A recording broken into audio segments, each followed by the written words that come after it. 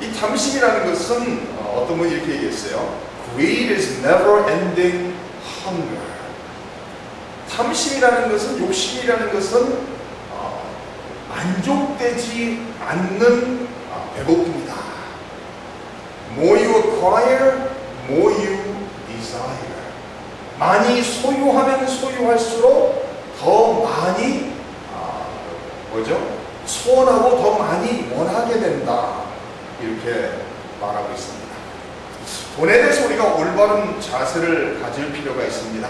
돈은 우리의 사랑의 대상이 되서는 안 돼요. 돈이 인생의 목표나 목적이 돼서도 안 된다는 말씀입니다. 돈 자체가 나쁜 것은 아니지만 돈을 사랑하는 것이 죄가 된다라고 성경은 말하고 있습니다. 우리는 하나님의 형상대로 만든, 하나님의 형상대로 창조된 사람으로서 모든 것을 다스리는 위치에 세워진 사람들이지 어느 무엇에 다스림을 받는 사람으로 창조된 것이 아니라는 말씀입니다. 이 미국 역사 속에서 1976년도에 Declaration of Independence라는 자유선언이라는 그 문서가 나오죠. 아주 유명한 문서죠. All men are created equal 하면서 쭉 나오는 그 내용입니다. 근데 1976년도에 그 문서 못지않게 역사를 바꿔놓는 책 한 권이 나와요.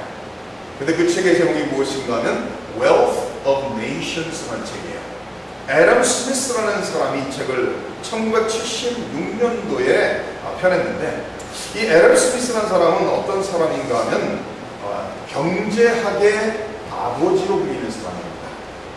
그리고 이 사람이 이 책 속에서 주장한 것 중에 한 가지 무엇인가 하면 이 탐심, 욕심은 선하고 좋은 것이다. 그러니까 그때까지는 분명히 탐심이 나쁜 것이라고 죄라고 말했는데 애덤 스미스가 쓴 Wealth of Nations를 통해서 이 탐심이 결코 나쁜 것만은 아니다라고 말했습니다. 그래서 내 자신을 위해서, 나의 욕심을 위해서 물질을 축적하는 것이 결코 나쁜 것이 아니라고 말하기 시작합니다. 그래서 그 책으로 인해서 이제는 자본주의가 탄생하게 되는 것을 알 수가 있습니다. 돈을 사랑하는, 돈으로 인해서 이 벨릭스에게 어떤 결과가 나타나는가, 세 가지만을 생각해보며 은혜를 나누기를 원합니다. 첫 번째는 이 벨릭스가 돈을 사랑했지만 돈으로서는 만족을 누리지 못했다는 거예요. 우리가 이제 본문 성경 속에 나타나 있지 않지만은 총독 벨릭스는 노예 신분에서 총독까지 이르는 사람이 됩니다. 그리고 지난주에 말씀드렸지만 이 총독 벨릭스라는 사람은 너무나도 악한 사람이에요. 수단과 방법을 가리지 않고 사람을 죽이며 해치는 그런 사람입니다. 이 사람은 도덕적으로 타락한 사람이고 모든 면에 있어서 가장 악한 사람의 모습을 총독 벨릭스 안에서 발견할 수가 있습니다. 그럼 이 벨릭스가 가난한 사람일까요? 물질적으로 여유 있는 사람일까요? 두말할 것도 없이 자기의 그 총독 자리를 통해서 많은 사람에게 뇌물을 받았을 것이고 수단과 방법을 가리지 않고 물질을 많이 쌓았을 것입니다. 그럼에도 불구하고 자기가 먹고 사는 데 있어서 부족함이 없음에도 불구하고 돈을 향한 사랑은 끊이지 않는다. 많은 사람들이 얘기합니다. 나는 이 정도 돈만 있으면 만족하고 감사하고 살다고 이야기해요. 근데 성경이 진리이고 성경이 사실이라면 그렇지 못한 것이 현실인 것을, 사실인 것을 우리가 알 수가 있습니다. 전도서 5장 10절에 이런 말씀을 기록하고 있습니다. 은을 사랑하는 자는 은으로 만족하지 못하고 풍요를 사랑하는 자는 소득으로 만족하지 아니한다라고 나와 있어요. 영어로는 Whoever loves money never has enough. Whoever loves wealth is never satisfied with their income. 돈을 사랑하는 사람은 돈으로 만족할 수 없고 원하는 만큼 소유하지 못하고 부를 사랑하는 사람은 그 부로 인해서 만족할 수 없다라고 성경은 말하고 있습니다. 온 세상에 있는 모든 사람들이 예수님을 안 믿는 사람 하나 끝 없겠죠. 근데 믿는 사람들까지도 물질을 위해서 모든 영적이고 자기의 신앙까지도 가정까지도 포기하는 그런 안타까운 모습들을 보게 됩니다. 근데 벨릭스는 물질적으로 많이 있었음에도 불구하고 더 많은 물질을 추구한 사람이었는데, 그 반면에 사도 바울은 물질이 있는 사람이니까 없는 사람입니다. 사도 바울은 아무것도 없는 사람이에요. 사도 바울은 여러 이방교회에서 헌금한 것을, 구제헌금을 가져다가 예루살렘 교회에 필요한 사람들에게 전달해주는 일을 한 사람입니다. 사도 바울은 예수님을 다메섹 도성에서 만난 후에 자기의 모든 것을 포기하고 예수님을 위해서, 예수님의 맡기신 사명을 위해서 충성한 사람인 것을 알 수가 있습니다. 그렇다고 해서 사도 바울이 물질적으로 여유 있거나 많았던 사람이 아닌 것을 우리는 잘 알죠. 왜냐하면 사도 바울이 선교 사역을 하면서도 자기가 계속 스스로 일해서 텐트메이킹을 통해서 돈을 벌어서 사역을 했던 것을 우리가 알 수가 있습니다. 그러나 사도 바울은 아무것도 없었지만은 비교적으로 벨릭스하고 비교할 수 없는, 너무나도 부족한, 물질적으로는 부족함이라고 생각할 수 있는, 사람들이 인간의 측면에서 볼 때는 너무나도 없다라고 말할 수 있는 사람이지만은 사도 바울은 고백합니다. 디모데전서 6장에 이렇게 말하고 있습니다. 그러나 자족하는 마음이 있으면 경건은 큰 이익이 되느니라. 우리가 세상에 아무것도 가지고 온 것이 없으며 또한 아무것도 가지고 가지 못하리니 우리가 먹을 것과 입을 것이 있은즉 족한 줄로 알 것입니다.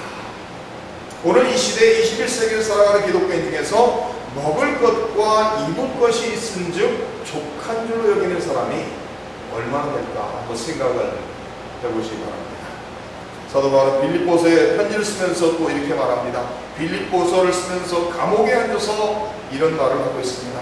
로마 감옥에서 이 편지를 쓰면서 이렇게 말합니다. 내가 주 안에서 크게 기뻐하면 너희가 나를 생각하는 것이 이제 다시 싹이 남이니 너희가 또한 이를 위하여 생각을 하였으나 기회가 없었느니라. 내가 궁핍함으로 말하는 것이 아니라 어떠한 형편에든지 나는 자족하기를 배웠다라고 말합니다. 나는 비천에 처할 줄도 알고 풍부에 처할 줄도 알아 모든 일 곧 배부름과 배고픔과 풍부와 궁핍에도 처할 줄 아는 일제의 비결을 배웠노라. 내게 능력 주시는 자 안에서 내가 모든 것을 할 수 있다는 겁니다. 사도 바울은 상황이 어떻든지 간에 어떤 형편에 처해 있든지 간에 그 상황 속에서 자족의 비결을, 만족할 줄 아는 그 비결을 배우고 깨달았다라고 말하고 있습니다. 벨릭스는 바울과 만약에 비교해서 본다면 훨씬 더 풍족 속에, 풍요 속에 물질을 쌓는 사람입니다. 그럼에도 불구하고 그는 그 자기가 쌓는 것으로 만족하지를 못하며 끊임없이 더 많은 물질을, 돈을 추구하는 삶을 사는 반면에 사도 바울은 쌓는 것도 없고 아무것도 없음에도 불구하고 사도 바울은 나는 만족하다고 합니다. 사랑하는 성도님, 어느 쪽에서 어떤 사람의 삶으로 살고 싶으세요? 물질적으로 많이 가지고 있지만 만족이 없는, 끊임없이 그것을 더 원하는 그 욕구로 가득 찬 삶을 살고 싶으세요? 아니면 비교적으로 많지는 않을지라도 하나님 안에서 하나님이 주시는 평안과 기쁨 속에서 만족을 누리며 살고 싶으세요? 성경은 경고합니다. 돈을 사랑하지 말라라고 경고하고 있어요. 히브리서 13장 5절 이렇게 말합니다. 돈을 사랑하지 말고 있는 바를 족한 줄로 알라. 그가 친히 말씀하시기를 내가 결코 너희를 버리지 아니하고 너희를 떠나지 아니하리라 하셨느니라. 돈을 사랑하지 말라. 있는 것으로 족한 줄로 알라 하면서 하나님이 하신 약속은 무엇이죠? 내가 너와 항상 함께 하겠다라는 말씀입니다. 이 벨릭스는 돈을 사랑했음에도 불구하고 돈으로 만족을 누리지 못합니다. 끊임없이 부족 속에 인생을 살아가고 있습니다. 그리고 두 번째, 이 벨릭스 안에서 우리가 볼 수 있는 것은 벨릭스는 돈을 사랑함으로써 영안이 어두운 사람이 되었어요. 지금 사도 바울이 진리를 외쳤죠. 의와 절제와 장차오는 심판을 강조했습니다. 그러면 지금 벨릭스와 드루실라는, 특히 벨릭스는 의를 베푸는, 의를 행하는 사람이 아니에요. 이 사람은 자기의 유익과 이득을 위해서는 사람들을 무자비하게 학대하며 살해하는 그런 사람입니다. 다시 말해서 의를 실천하는 사람이 아니에요. 다른 사람을 위하거나 다른 사람을 위해서 어느 것도 하는 사람이 아니라는 말씀입니다. 그리고 여기 두 번째 나와 있는 단어, 절제라는 단어. 절제.